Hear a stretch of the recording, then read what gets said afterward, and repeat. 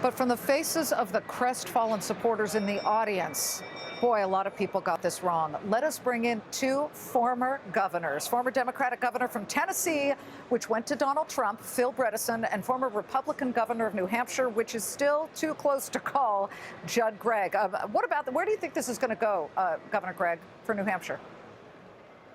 It's not clear, but it doesn't matter right now because our 4 electoral votes won't affect the outcome. But they're 600 votes apart.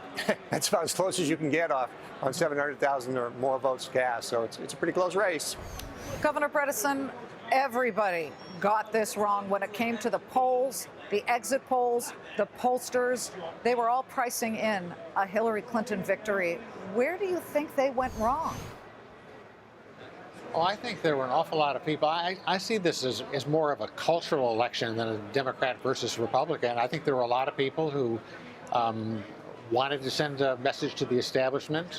Donald Trump was a slightly politically incorrect choice, and I think a lot of people just either told pollsters the wrong answer or hung up on him. And I think it's not possible to poll in that kind of circumstance.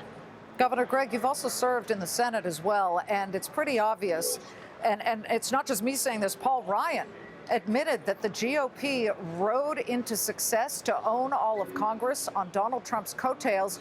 Do you foresee instant sort of, unification when it comes to the House, the Senate, and Donald Trump? Because there are Republicans in both of those arms there that disagree with some of his policies. Well, that's always going to be the case, but I think you're going to see a lot of cooperation. And in fact, I think you're going to see quite early that Donald Trump appoints some very good people to senior positions in his cabinet. They're talking about taking folks like Bob Corker, who's the chairman of the Foreign Relations Committee, maybe make him Secretary of State. They're talking about Jeff Sessions as possibly Defense Secretary, 2 extraordinarily talented people. And then you've got a lot of other good people that are being talked about for different positions. And so I think you're going to see an administration that pulls people together. That's the way it appears to me. His speech last night was the exact right tenor, and if he maintains that tenor for 4 years, he's actually going to be a pretty successful president. And I also want to congratulate Secretary Clinton. Her speech was really very, very generous and very appropriate to how our system should work. Absolutely, absolutely. And let's not forget President Barack Obama saying in the Rose Garden today that... Same thing, yes. Exactly. I thought President Obama made an exceptionally good statement. This is the way Americans handle these things. God bless America, certainly. Yeah. Governor Bredesen, what are the Democrats doing right now? Are they already planning for not 2020, the presidential election, but 2018 for the midterm elections? What's going on in their minds? What kind of conversations are happening behind closed doors?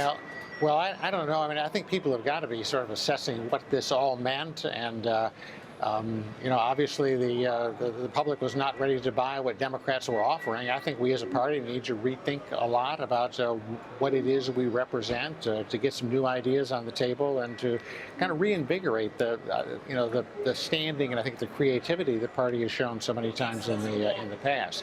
I also think it's really important.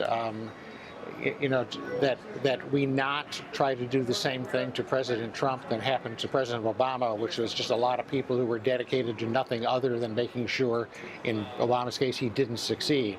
I thought that was an awful way, an un-American way to treat a president, and not for my part. I think a lot of Democrats are prepared to try to do something very different with Donald Trump.